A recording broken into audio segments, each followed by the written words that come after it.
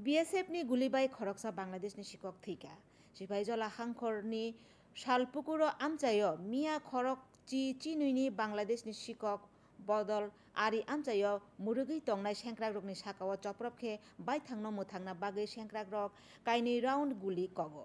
Abo bai khoroksa sikok thika hanai saka bodolni Gokulnagar range ni DIG Rakesh Sinha yang o patimungno tuyui tini BSF tei BGB ni bising sector commander Beramo Panda kaisa khlaijaka aro Bangladesh ni Raida Chayate samung tangnai rokno kebengui khorang tisajaka hanai saka Agartala Salbagan ganani bodolni habano kotorni saklaimung kaisao. आखिर हमारे जो जवान तारबंदी के बाहर duty कर रहे थे उन पर अटैक किया।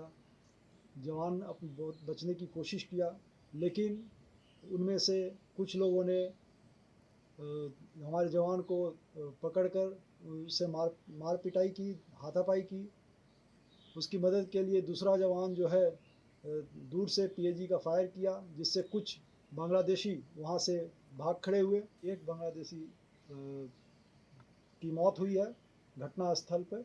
इस संदर्भ में आज सुबह सेक्टर कमांडर कोमिला के साथ फ्लैग मीटिंग भी हुआ है और उस फ्लैग मीटिंग में हमने इसको प्रोटेस्ट दर्ज किया है। ये दोनों देशों और दोनों फौज के अच्छे सौहार्द वातावरण के लिए ठीक नहीं है, इसको कंट्रोल किया जाए।